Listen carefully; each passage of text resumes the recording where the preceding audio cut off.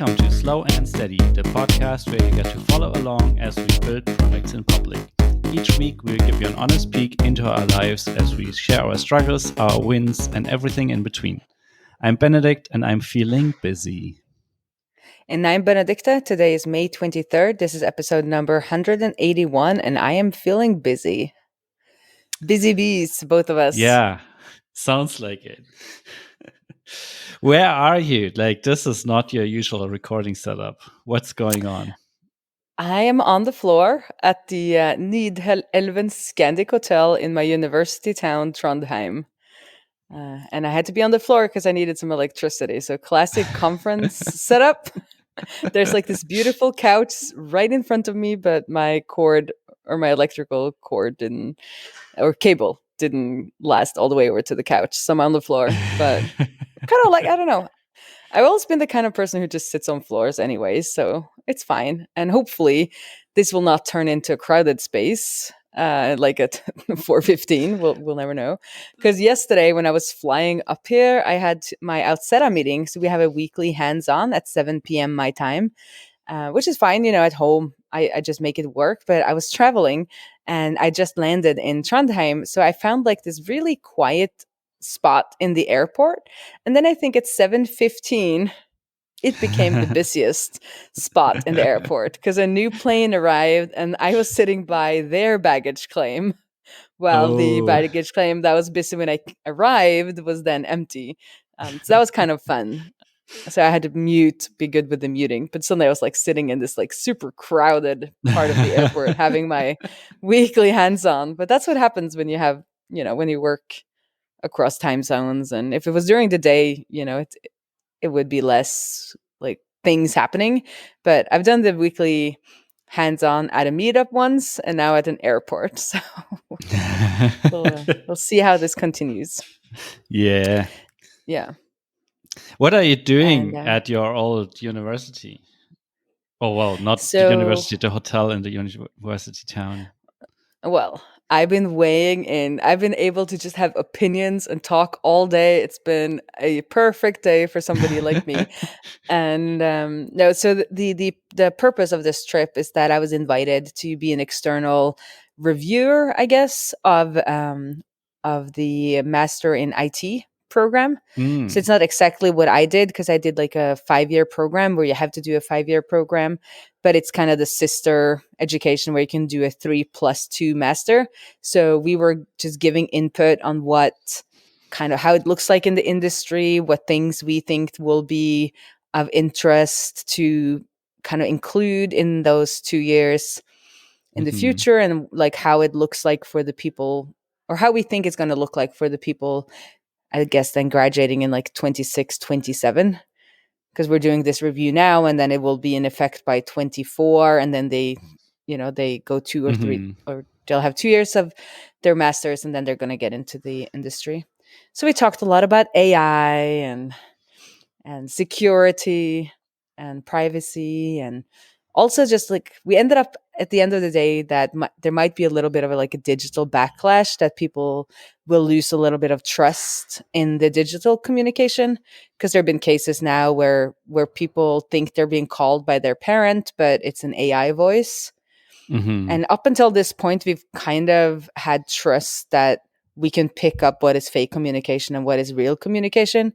And that is kind of moving, away, and that we're also seeing some kids, not wanting to have smartphones. And now we created a society, at least in Norway, that assumes everybody has a smartphone.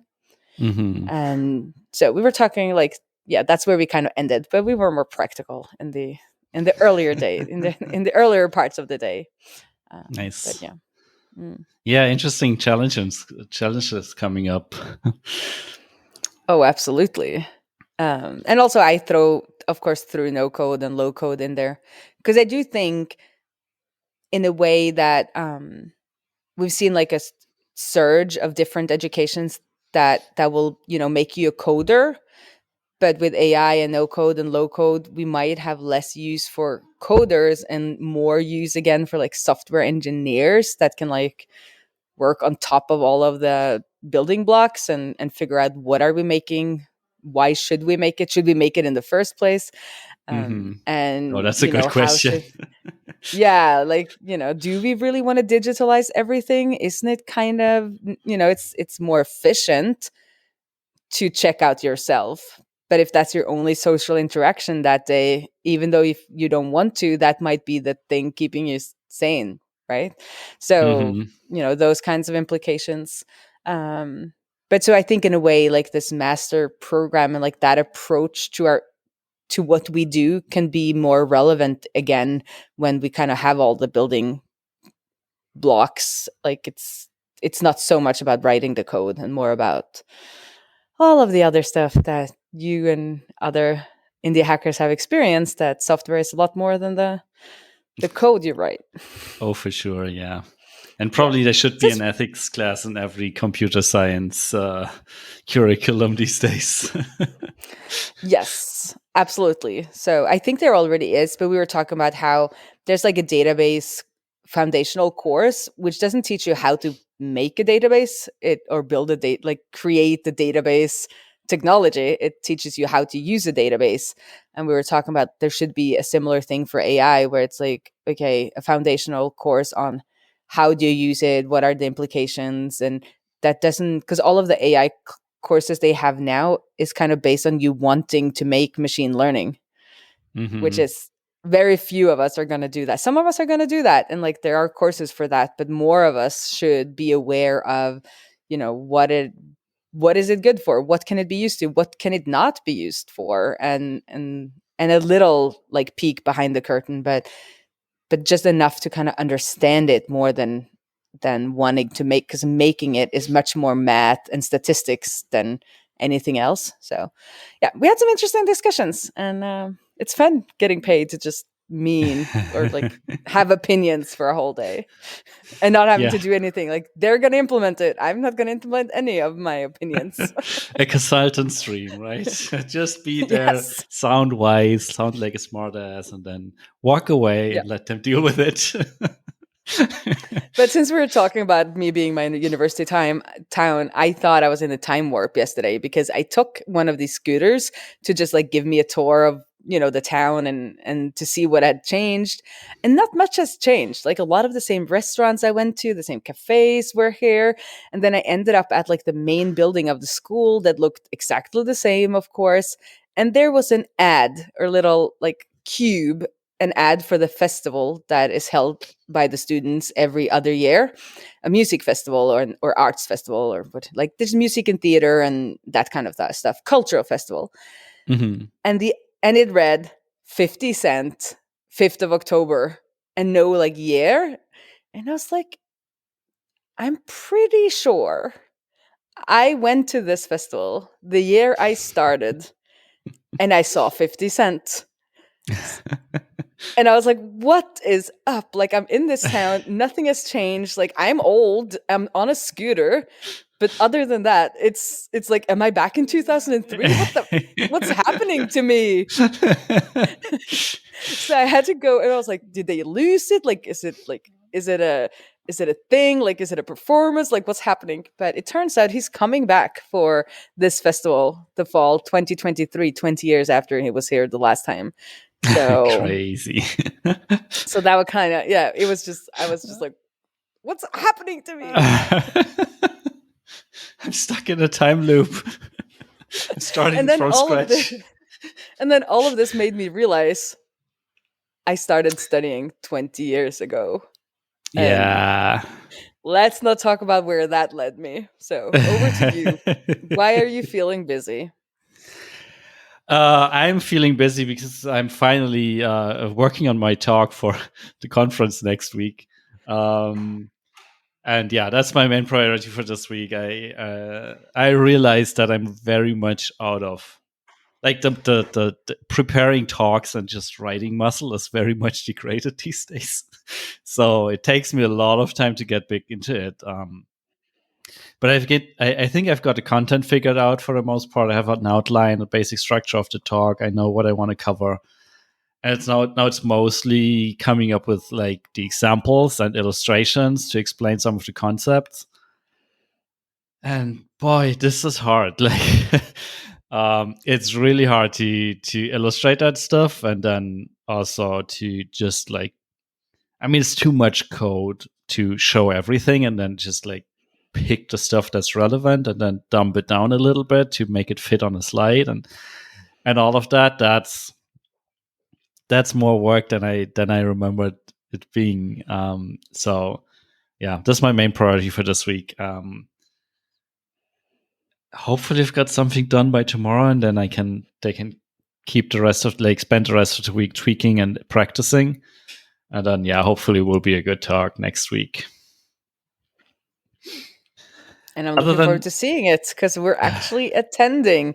Jeff and I will be attending Ruby SaaS or SaaS. Rails SaaS. Rails SaaS Conference. Yeah, I'll come back. I'll be coming back from that being like, I'm a Rails developer now.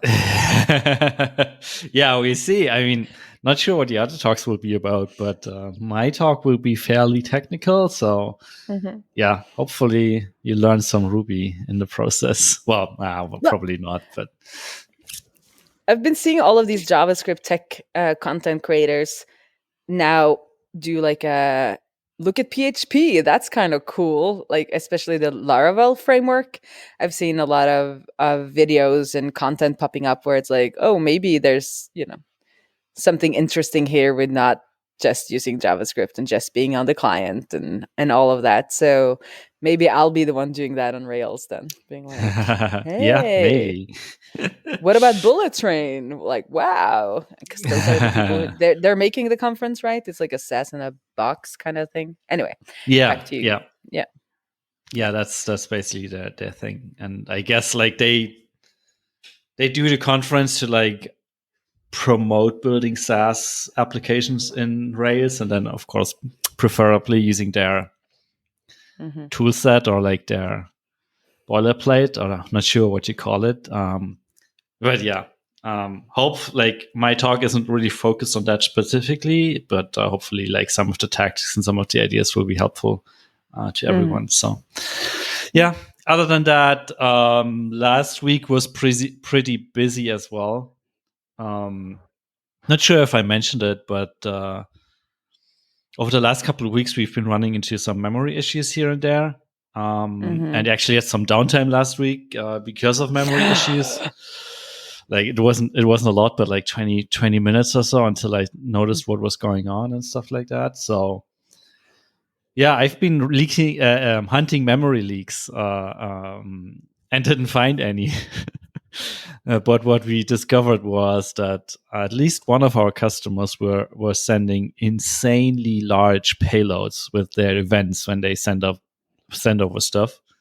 So one of them, they were sending update like events when they made an update to like when a user made an update to a page in their application, and it seems like they were embedding images and stuff like that in that page, and they were sending along the payload. Like in the payload, they were sending along the body of the entire page. So, like I discovered events worth of 4.5 megabytes in our system. Like that was the largest by far, but yeah. And then they had another issue where they were just sending a lot of those large requests in a very short amount of time, and that caused our system to topple over a little bit, because that's not what it was built for, and we didn't have any limits in place for that. So after trying to get them to update this for the first couple of days, we at some point had to enforce like limits. So we now have a request size limit of 100 kilobytes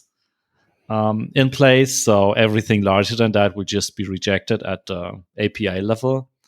And that luckily seems to have helped to stabilize everything. We're not running out of memory anymore. Our Redis database is not falling over anymore. Because I guess the intention of your API is that you send the user ID and then like an event string. Like basically, it wasn't intended to. Yeah, like we usually recommend that people just send the data they absolutely need, and I'm pretty sure they didn't need that payload. And it hasn't been a problem so far because everyone has building it like that. And But I guess it's easy to, like, when you work on the stuff and you think about the events you want to create, it's easy to be like, yeah, let's just send over everything that describes this event. So it kind of makes sense to send the body along. But then, are you really going to use it in Userlist? Like, are you really going to, I don't know, filter based on the body, or embed the body of the updated article in a notification email? Or yeah, like it's very unlikely that this was useful data for them. But yeah, they kept sending it anyways. But now that we enforced it, they also adjusted their implementation, so not sending that data in anymore. So in theory, we could drop the limit again, or like remove it entirely, but feels like a good thing to have in place. So hopefully it doesn't get abused again in the future. Yeah, and that's about it, I guess. Also working on a little bit of a refactoring of our triggers. I think I mentioned that as well. But I'm still in the process of like really getting a good understanding of what we're refactoring and where we're going to. Like the figuring out the goal and figuring out the path towards that goal is currently what I'm doing, but that's a little bit on a hiatus until I have the talk finished, which is probably a good idea to just let some of the ideas and concepts sit a little, and then hopefully when I'm back in 2 weeks, I can revisit that and maybe have a better understanding of what I'm actually trying to do. So yeah, sometimes all you need is a little bit of calendar time and not forcing it too much. Yeah, I feel like that's exactly it. Like, and just having conversations about this, maybe I should just have some more, because yesterday I had a conversation with Leo, our front end developer, and I just tried to explain my thinking to this point. And in that conversation, we both eventually ended at an aha moment where we suddenly like understood something a lot better than before. And yeah, hopefully a couple more of those will help to really give us an understanding of what we're doing, because it feels like we've been dancing around a concept that didn't really crystallize until now. So we have like stuff, like some code that like works towards that, but it's not really clear to what it works to. And having those conversations now, it feels like there's a pattern or like a thing slowly evolving, and that gets me pretty excited, because if it turns out to be true, like it's again collapsing a lot of complexity into a much simpler concept that just wasn't obvious to us in the past. So yeah, that's the stuff I'm excited about these days. Yeah, I just on my end, last week was Bank Holiday Bonanza. We had 17th of May, our Constitution Day. Then it was Ascension Day. Then it was Squeeze Friday. And then was the weekend. And we spent the Squeeze Friday and the weekend on a boat, on a sailboat Nice. with our friend that we've done before. And it was awesome, as always. And it always get me geared towards we need to go on a longer sailboat trip. So it's going to happen within, I set myself like 3 years. It's going to happen, like a 2 to 3 months trip, because I think at that point. Oh, that much longer. Okay, nice. Yeah. And I think the two options are kind of Norway, England, and what are these countries called in English? Færøyene and Orkneyøyene. It's these islands in the middle of the North Sea between England and Norway. I think they're owned by Denmark. Is this the Faroe Islands? Yes, Færøyene, Fair. I've never heard this in English. This is weird. Like I didn't realize until now, but that I didn't know the English word. But anyway, so that is one possibility, and the other possibility will be like the Swedish coast, and then ending up in Helsinki, and then going back along, kind of like Riga and Gdansk and those countries. So I put it on myself to make this. I'm gonna make it happen. And the time frame is a little bit that Lillian kind of loves it at this point, and she's 8. And I think when she's like 12, 13, she won't be as we can make her come, of course, but I don't think she would be as excited to like spend that much time without her Yeah. like preteen friends. So I think that's going to be a good kind of deadline to like make this, and not too long of a deadline to make this happen. And then I've ordered stickers for Outsera so that we have stickers when we come to Rails SaaS, which is like a very important task when you are the first developer Yes. relations person or developer advocate. You need stickers, and I'm pretty proud of them. They're kind of fun, so we'll see how people like them. Um, I and will bring I guess stickers too. I already Oh, you placed the already bag. have. Well, I had them sent to Greece because I ordered them last night. And since I was Oh. up ordering stickers, I actually saw a bug in one of our Cloudinary plugins, like a very embarrassing bug, but I got it. It was reported. And then since I was up, I got it fixed, I think like 40 minutes after the person reported it. So that was some That's the good best open ones. source. Yes. Because it was like, I mean, I don't even want to say what it was. So embarrassing. You can go look it up. And so done a little bit here and there, and then it's back to business at the bank tomorrow, and then I'm headed out to paint my cabin, and then I'm headed to Athens. So it's a busy busy busy bee busy Busy, busy busy bee. weekend and busy, busy week. Yeah. Yes, but it's fun. It's all, I don't know, I've come to a point where I feel like I managed to like stay, we'll see by the end of these 2 weeks, but I managed to stay like fairly calm, and the things that has to be postponed, I'm like, they'll have to be postponed, and not Yeah. kind of being like, I'm gonna like get as much done, or like I'm gonna get all the things on my to-do list done. Just like, it's gotta take its time. I'll just, I have to take care of me first, and all of that. So feeling very like grown up and evolved right now. Nice. hmm And I'm reading a book Cool. called 4,000 Weeks, I think, which is really good on the point of letting things take its time, and also why you should spend time standing in line at the grocery store and not order your groceries like I do. Why is that? Enlighten me, please. Well, see, I'm like 2/3 through the book, so I don't know if I can like vocalize all of it. Okay. Um, but it's something that we started talking about when we were talking about the kind of the education here for computer, or for informatics. A little bit about, if you make everything as efficient as possible, you are also in a way losing out on life, Mm. basically. And that kind of having to slow down and having to kind of do some of these boring things is, it seems to be important to our well-being and happiness. That when we become truly efficient, we just strive for something else, which is to become even more productive and efficient. So it ends up becoming a never-ending Hmm. race of efficiency. And his point, I think, then is that we're always looking to the future. We're becoming efficient now, so we'll have more time in the future. But then because we're efficient, we get more things on our plate, and then we try to be efficient, and Hmm. then we end up just being efficient for some future that might never come. And Yeah. then that maybe life is standing in line at the grocery store looking at people and like not being efficient kind of Slowing down thing. a little bit at times. Yeah.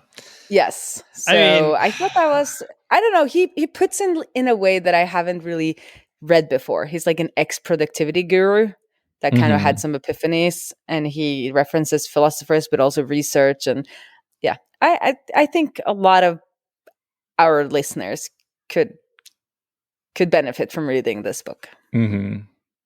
I feel like if you are more efficient just to increase productivity, I feel like that, yeah, it's probably not worth it, or like not the way to go.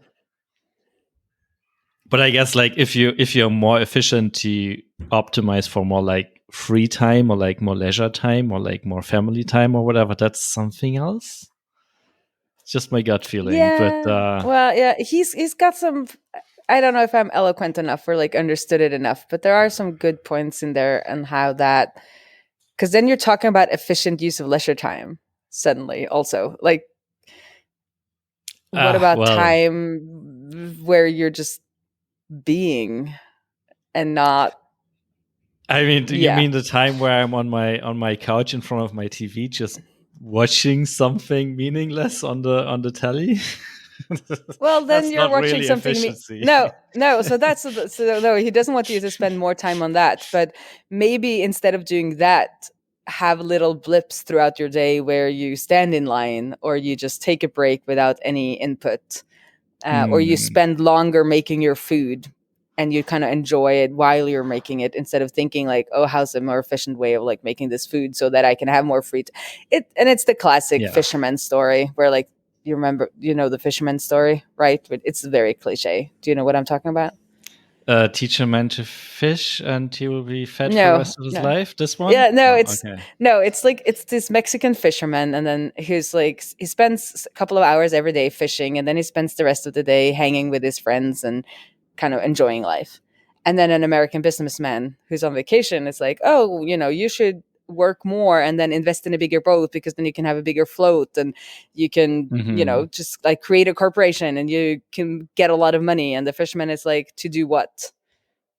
Yeah, so you can relax and hang out with your friends and drink in this. And he's like, well, that's what I'm doing, so why do I need to go through this process of efficiency and or Yeah, quote unquote progress to get back to the state that is the, you know right.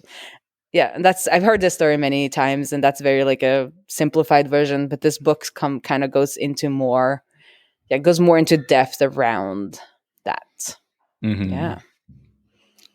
And one of the tasks Nice. he does is sitting watching one artwork for 3 hours. Okay, sure. I mean, I know some people do that, but I guess that's not for me. I don't think he did it again, but it's something an art teacher at some college, that's her first homework for her students, is that they have to go and watch an artwork for 3 hours, as an antidote to the busyness and Hmm. the Fair pace point. of Fair point. their lives. So Yeah. anyway, it's an interesting, it's, I don't know, it's an interesting book, so I recommend Sounds it. like it. Yeah, Cool. I guess that's it. Yeah, that's it. We'll be skipping next week, I suppose, because you'll be in Greece already on Tuesday, right? Yes, so let's skip next week, but I'll see you in Yes. person next Woohoo. week.